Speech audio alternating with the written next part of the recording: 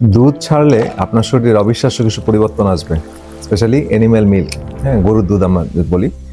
তো এটা আজকে ভিডিওতে আপনারা এই অবিশ্বাস্য কিছু উপকার আপনারা জানবেন এবং প্রচলিত কিছু ভুল ধারণা বা কিছু ধারণা যেটা আসলে যুগে যুগে বা দীর্ঘদিন ধরে আমাদের মধ্যে চলে আসছিল, সেই বিষয়গুলো আমরা আজকে ক্লিয়ারিফাই করব। তো 5টি অবিশ্বাস্য উপকারিতা আপনারা অনুভব করবেন যখন আপনারা দুধ ছাড়তে পারবেন। তো আমি doctor ARM Jamil, functional integrated medicine consultant হিসেবে কর্মরত আছি। তো আমি আপনাদেরকে আজকে এই দুধ ছাড়ার যে মানে দুধটা যদি আমরা বন্ধ করি, স্পেশালি গরুর দুধ, তাহলে আমাদের শরীরে যে অভাবনীয় 5টা পরিবর্তন আমরা ফিল করব, সেই বিষয়টা নিয়ে কথা বলবো এবং এর এর পিছনের লজিকগুলো আমরা বলবো। তো চলুন দেরি না করে আমরা আজকের মূল ভিডিওতে যাই। আর যাওয়ার আগে সবার কাছে রিকোয়েস্ট, আমাদের ভিডিওগুলো আপনাদের জন্যই করা। যত বেশি আপনারা আপনাদের বন্ধু বান্ধব, পাড়া প্রতিবেশী, আত্মীয় স্বজনের মাঝে আমাদের এই ভিডিওগুলো ছড়িয়ে দিবেন, তত বেশি তারা উপকৃত হবে। এবং আমরা সবসময় চাই যে আমরা আসলে রোগের মূল কারণগুলো জানি, তাহলে আমরা কিন্তু আমাদের এই বিভিন্ন ধরনের রোগে যে আক্রান্ত হচ্ছে প্রতিনিয়ত, সেগুলো থেকে বেরিয়ে আসতে পারবো।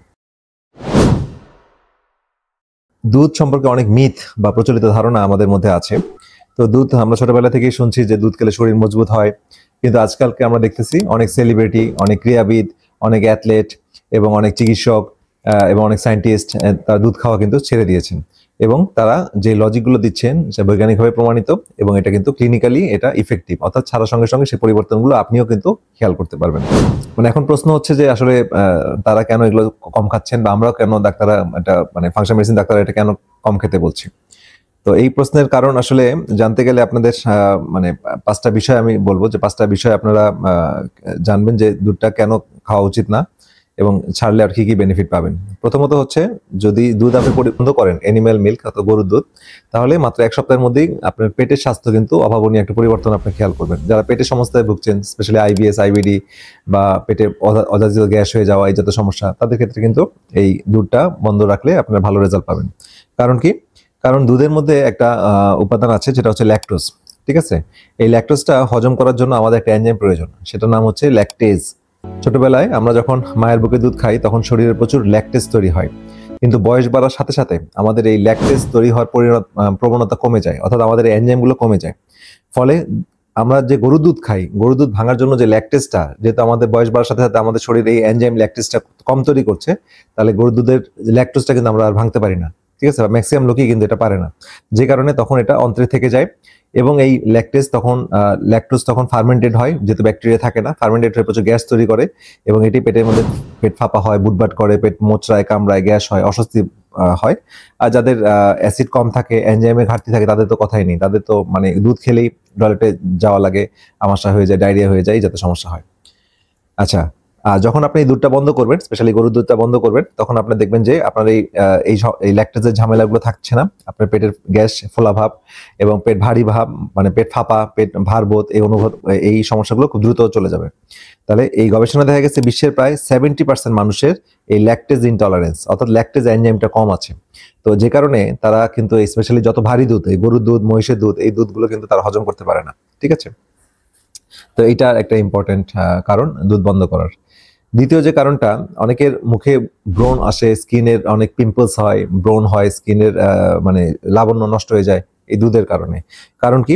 কারণ হচ্ছে গরুর দুধ তো গরু তার বাচ্চার জন্য তৈরি করে। একটা বাছুর যখন মানে জন্মায়, হ্যাঁ, হয়, তখন তার ওজন থাকে প্রায় 20 কেজির মতো এবং 1-2 বছরের মধ্যেই, মানে প্রায় 2 বছরের মধ্যেই তার ওজন 200 কেজি হয়ে যায়। ঠিক আছে? যদি ভালো মতো নার্চার করা হয়। তাহলে এই যে 20 কেজি থেকে 200 কেজি হলো, এটা কি কেন হয়? কারণ গরুর দুধে প্রচুর পরিমাণে গ্রোথ হরমোন থাকে, গরু সেটা নিঃসৃত করে বাছুরগুলোকে মানে বড় পরিণত করার জন্য। তাহলে এই দুধের মধ্যে যখন গ্রোথ হরমোনগুলো চলে আসে, আমরা যখন এই গরুর দুধটা খেয়ে ফেলি, তখন আমাদের শরীরে কিন্তু গ্রোথ হরমোনটা যায়। এই গ্রোথ হরমোন কি করে? আমাদের শরীরে বিভিন্ন এই যে পিম্পলস, হ্যাঁ, একনি, এগুলো কিন্তু বাড়িয়ে দেয়।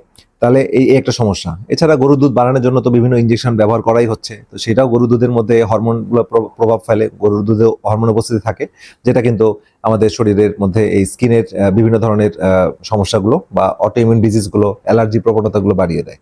এই গ্রোথ হরমোন যেটা করে সেটা হচ্ছে আমাদের স্কিনের যে অয়েল গ্ল্যান্ড আছে, ঠিক আছে, এই গ্ল্যান্ডের অতিরিক্ত স্টিমুলেশন দেওয়ার কারণে অতিরিক্ত তেল তৈরি হয়, এজন্য মুখে ব্রণ হয়, পিম্পলস হয়, তৈলাক্ত ভাব হয়, এই সমস্যা হয়।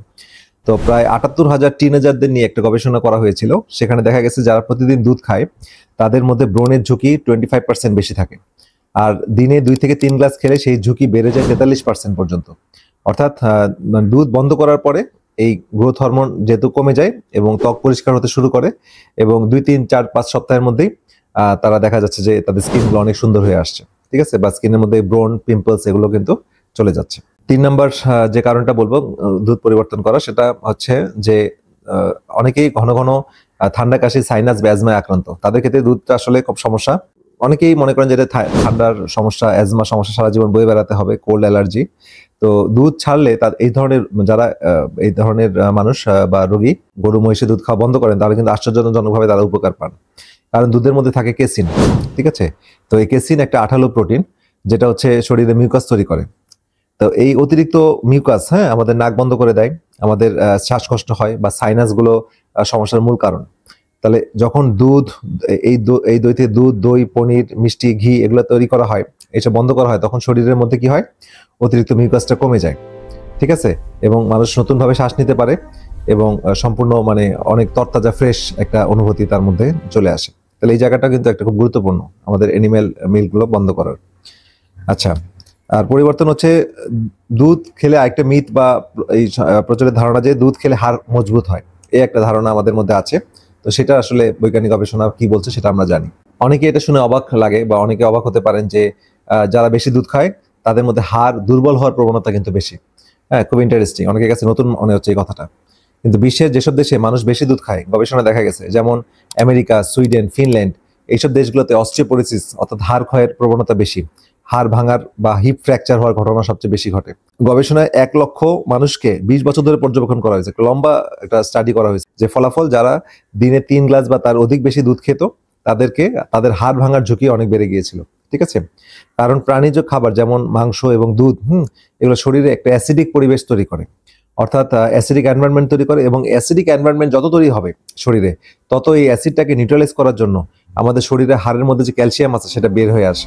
এই ক্যালসিয়াম বের হয়ে এসে এই অ্যাসিডটাকে নিউট্রালাইজ করতে চায়, ঠিক আছে, কারণ ক্যালসিয়াম হচ্ছে একটা মিনারেলস, এবং মিনারেলস এসে বডিকে অ্যালকালাইন করে। তাহলে অ্যাসিডিক এনভায়রনমেন্টকে কাউন্টার করার জন্য হাড় থেকে ক্যালসিয়াম চলে আসে, এবং যত ক্যালসিয়াম চলে আসে হাড় দুর্বল হয়ে যায়, হাড় ক্ষয় হয়ে যায়। তাহলে কি বিকল্প কি? আপনি কিন্তু দুধ না খেলেও আপনার পালং শাক, আপনার রাগি, তিল, তারপরে হচ্ছে আপনার ছোলা, বিভিন্ন ধরনের শাক, এগুলোর মধ্যে কিন্তু আপনি প্রচুর পরিমাণে ক্যালসিয়াম পাবেন। তো সেটা কিন্তু একটা ব্রোকলি, কমলা, এগুলো থেকেও প্রচুর আপনার ক্যালসিয়াম পাবেন, সেখান থেকে আপনি কিন্তু খুব ভালো মাত্রায় ক্যালসিয়াম নিতে পারবেন। ইভেন আমরা যে মোরিঙ্গা এখন খাচ্ছি, মোরিঙ্গা দিচ্ছি, মোরিঙ্গা তো প্রচুর পরিমাণে ক্যালসিয়াম আছে। যারা মোরিঙ্গা জুস খান, মোরিঙ্গার ক্যাপসুল খাচ্ছে, তারা কিন্তু প্রচুর পরিমাণে ক্যালসিয়াম পাচ্ছে। 5 নম্বর যে কারণটি বলবো, সেটা অনেকে মনে করেন যে দুধ খেলে অনেক মানসিক প্রশান্তি বা মানসিক শান্তি বৃদ্ধি পাবে, কিন্তু এটা আসলে সত্য না। তো আজকাল কারণ কি, এটার ব্যাখ্যাটা হচ্ছে আপনার যে গরুর দুধটা খান, এই গরুর দুধটা আসার সময় গরুর দুধের মানে কি হয়, বিষয়টা কি, যদি আপনি ফার্মে যেয়ে থাকেন, আপনি যদি দেখেন, বর্তমান পরিপ্রেক্ষিতে আমি বলতেছি, আপনার এই 30-40 বছর আগে, 50 বছর আগে গ্রামীণ পরিবেশের দুধের কথা আমি বলছি না। গ্রামীণ পরিবেশের দুধ কিন্তু অনেকে সহ্য করতে পারতো, যেখানে গরু চড়ে বেড়ায়, গরু সেখানে হরমোন দেওয়া থাকে না, গরুটা মানে ন্যাচারালি গ্রো করে, ন্যাচারালি ঘাস খায়, মানে ছাড়া থাকে, গরুটাকে বেঁধে রাখে না, সেই গরুর দুধ কিন্তু অনেকটা আমরা খেতে পারি বা আমরা খাই। আল্লাহ রাসূলও খেয়েছেন বা বলেছেন। তো সেটা আরেক বিষয়। তো গরুর আসলে দুধটা কিভাবে আসে, বর্তমান যে গরুর আমরা শহরে যে গরুগুলো খাই বা গরু ফার্মিং যেগুলো করা হয়, এগুলোতে গরুগুলোকে 3 ফুট দড়ি দিয়ে বেঁধে রাখা হয়, সারা জীবন হয়তো সেই 3 ফুট দড়ির মধ্যে তার জীবনটা চলে যায়। সেই গরুগুলোকে চড়তে দেওয়া হয় না, হাঁটতে দেওয়া হয় না, সে কিন্তু অলওয়েজ, এবং তার দুধ মানে বাচ্চা হওয়ার পর তার বাচ্চাটাকে তার থেকে সেপারেট করা হয়। তাহলে এজ এ মা হিসেবে, গরুর যে মা হিসেবে, সে কিন্তু একটা স্ট্রেসের মধ্যে থাকে, অলওয়েজ একটা মানসিক চাপের মধ্যে থাকে, এবং এই স্ট্রেস থাকার কারণে তার মানে কর্টিসল লেভেল, তার নিজের কর্টিসল লেভেল অনেক বেড়ে যায় গরুর, এবং এই কর্টিসলটা কিন্তু তখন আমরা তার দুধের মধ্যে পাই, এবং ওই দুধটা যদি আমরা খাই তাহলে কিন্তু আমাদের নিজের কর্টিসল লেভেল বেড়ে যাবে, এবং আমরা জানি যত কর্টিসল লেভেল বাড়বে তত কিন্তু আমাদের টেনশন, উদ্বেগ, উৎকণ্ঠা বেড়ে যাবে। তাহলে বিষয়টা কিন্তু এরকম। আর গরুর মধ্যে বিভিন্ন ইনজেকশন তো দেওয়াই হচ্ছে, তো এই ইনজেকশনও কিন্তু আমাদের কর্টিসল লেভেল বাড়ায় দেয়, এবং একই সাথে আমাদের ইনসুলিন লেভেলটা বাড়িয়ে দেয়, এবং এই জন্য আমাদের ওজন বেড়ে যাওয়া, তারপরে হচ্ছে অ্যাংজাইটি, স্ট্রেস, বিভিন্ন autoimmune disease, pressure, fatty liver, এই জাতীয় সমস্যাগুলো আমরা পাই। তাহলে সমাধান কি আসলে? তাহলে দুধ আমরা খাবো, অবশ্যই দুধ খাবো, বাট আমরা গরুর দুধ খাবো না। আমাদের প্ল্যান্ট বেসড বিভিন্ন দুধ পাওয়া যায়, সেগুলো খাওয়ার অভ্যাস করতে হবে। আসলে দিন শেষে স্বাস্থ্য ভালো রাখতে হবে, এবং বর্তমানে যে গবেষণাগুলো আসছে সেটাকে আপনাকে ভিত্তি ধরে আপনাকে এগিয়ে যেতে হবে। এবং আপনার এই যদি আপনার কোকোনাট মিল্ক বিকল্প হিসেবে নারিকেলের দুধ, বাদামের দুধ, অ্যালমন্ড মিল্ক, অথবা তিলের দুধ, হ্যাঁ, যেমন তিলের দুধের মধ্যে তিলের দুধ হচ্ছে সিসেম সিড মিল্ক, এগুলো যদি এগুলো কিন্তু দুধ হিসেবে তৈরি করা যায়, এই রিলেটেড অনেক ভিডিও আপনার পাবেন।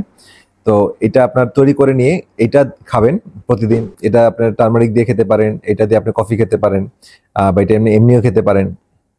এবং এটার মধ্যে কোনো ল্যাকটোজ নেই, কোনো হরমোন নেই, কোনো কেসিন নেই, ঠিক আছে। তবে এটা ভেরি ভেরি মানে নিউট্রিশাস রিচ, হ্যাঁ, ড্রিঙ্ক। তো এটা আপনার খুবই হেল্প করবে। এবং এই দুধটা আপনার এই দুধটা দিয়ে আপনি পনির বানাতে পারবেন, এই দুধটা দিয়ে আইসক্রিম বানাতে পারবেন, এই দুধটা দিয়ে দই বানাতে পারবেন, সবই করা যাবে। সুতরাং মানে হতাশার কিছু নাই, দুধটাকে চেঞ্জ করতে হবে যদি সুস্থ থাকতে চান, ভালো থাকতে চান। যাদের এই ধরনের সমস্যাগুলো আছে তাদের জন্য তো অবশ্যই এটা পরিবর্তন করতে হবে। তো আমরা আজকের ভিডিওতে কিছু মেসেজ দিলাম, সেটা খুবই গুরুত্বপূর্ণ আই থিঙ্ক। তো যাওয়ার আগে আবার আপনাদেরকে বলছি যে আমাদের চ্যানেলটা আপনি সাবস্ক্রাইব করুন, তাহলে এই ধরনের ভিডিওগুলো যখনই আপলোড হবে তখনই আপনারা পেয়ে যাবেন। তো আজকের ভিডিও এই পর্যন্তই। সবাই ভালো থাকেন, সুস্থ থাকেন। পরবর্তী ভিডিও দেখা আমন্ত্রণ রইল। আল্লাহ হাফেজ।